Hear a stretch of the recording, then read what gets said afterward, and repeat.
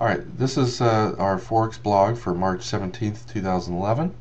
And like what we do most days, we want to see which currencies are strong, which ones are weak.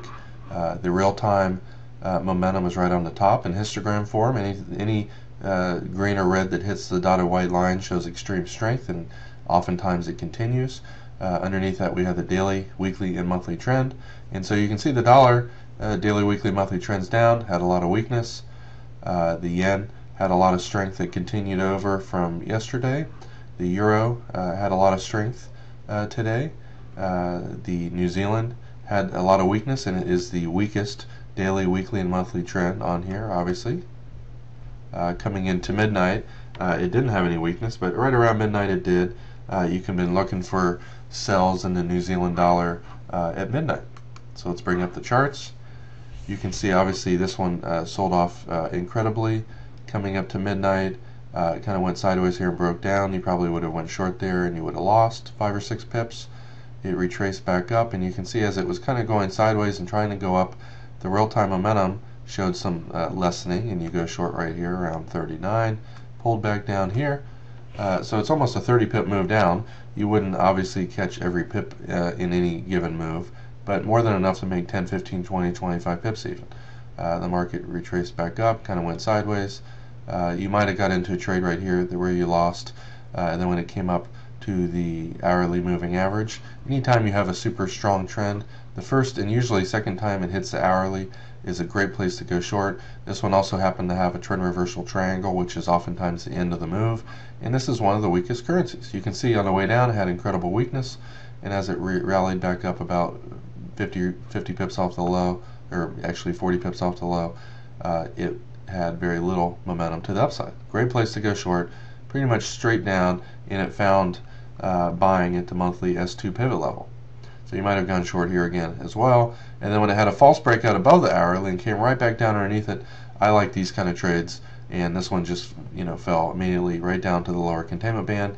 And the same exact pattern here, trend reversal triangle, oftentimes is the end of the down move, so you want to look to get out somewhere down here. But that's a 50 pip move right here. You might have made 25 or 30 here, and again earlier. Weak New Zealand, strong, actually weak New Zealand against a weak dollar. Actually, I made a mistake. Even though the weaker of the two pairs prevailed, you would have been far better off trading that weak New Zealand against the yen. That's what I made the mistake of not showing you. But you can see when the weaker of the two, caused the move. This one just absolutely got decimated last night. Fell, a couple hundred pips. Retraced back up, trend reversal triangle. This fell back about 50 or 60 pips. Kind of went sideways here. You might have gone short. It went sideways and never went down, so you probably exited that with a small profit. Gone short right here. Pulled back about 50 pips. These are, really big moves, even though you really can't see it. If you had gone short right here around 57.40, pulled back down all the way down here, that's a 60 pip move. Retraced back up. Maybe you might have been a little afraid to sell this on the way up because it had quite a bit of real-time momentum, but as it pulls back and goes sideways right here and then breaks down, good place to go short. You can see this weakness already, and that falls from around 57.20 all the way down here to 40, almost an 80 pip move. This is the weakest pair versus one of the strongest pairs, and that's what typically happens. The euro was strong and the dollar actually was weak, so we'd be looking for buys in the strong euro versus the weak dollar. And you can see yesterday, you had a double bottom right here near the lower bands. Usually the lower bands are where the price reverses, and when it goes outside the bands, if there's any major resistance in selling areas up there, typically that's the end of the move. You want to trade with the trend until the market goes outside these bands, and then as long as it's not super strong like this, you really want to look for counter trend trades. You might have drawn your fibs from this first wave here and look to get into, I might have started scaling into my counter trend trade here at 35, up here at 50, added a little bit more as it started coming back down, my stop right above the high, and it kind of pulled back and went sideways. Because this was so strong, I would have probably exited here with probably about a 20 pip profit, but it did continue another 40 pips. As far as the counter trend trade goes. As far as trend trades go, early, seeing that the currency double bottomed the night before, rallied up and went above the hourly moving average. and wasn't able to go underneath it. When it finally broke out right here, this is a very high probability profit target. Monthly and weekly pivot are both there. Upper containment band, counter trend sell signal, and you have barely any kind of a pullback at all. This is extremely strong. This is our trend explosion system. Anytime you see that and the market's not way above the upper band, you want to buy the pullback. You might want to be a little cautious before buying. As it goes sideways here for 20 minutes and breaks out, you might buy here at 39.70 with your stop underneath here.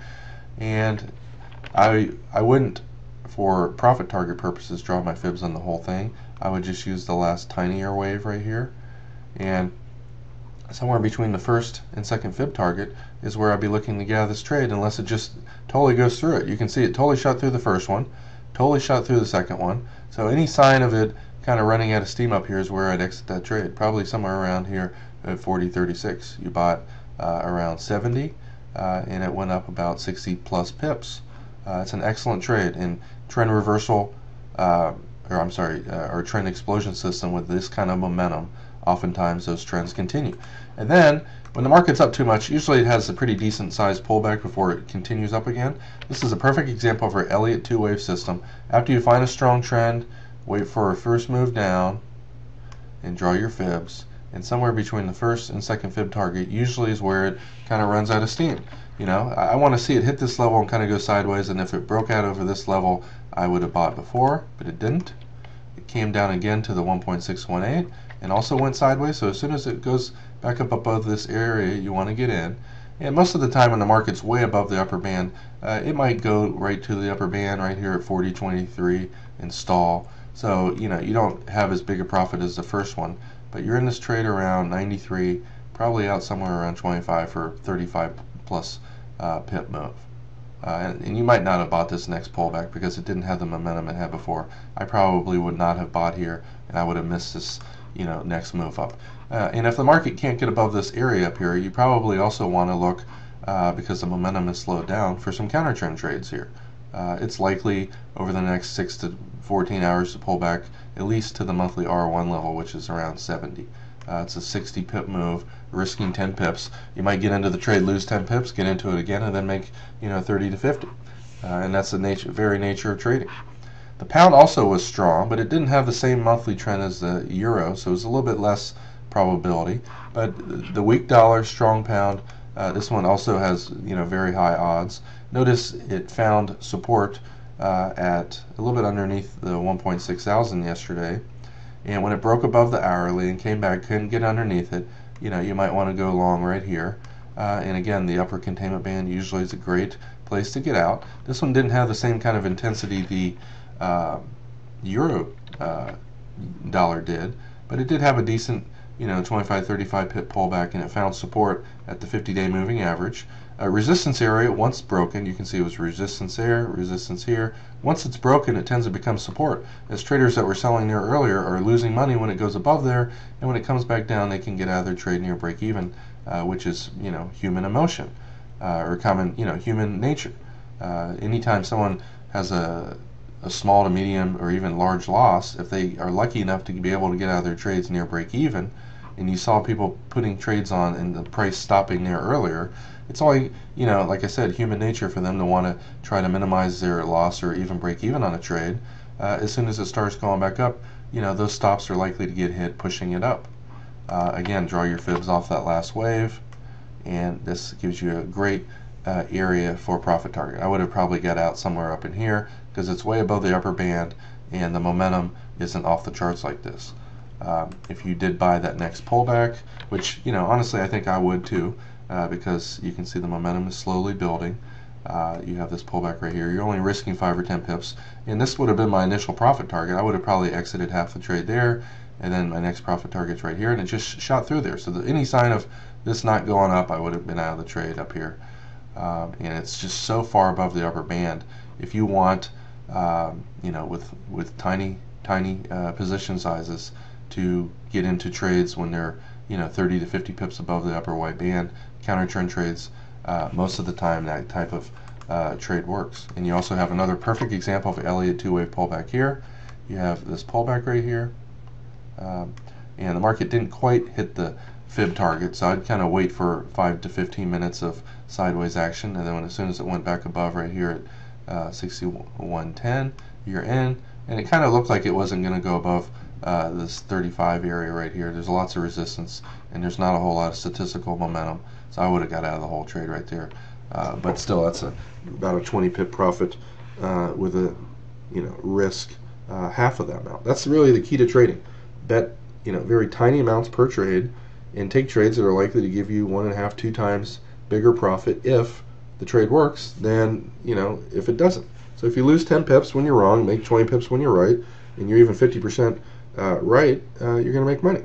That's really the math behind it.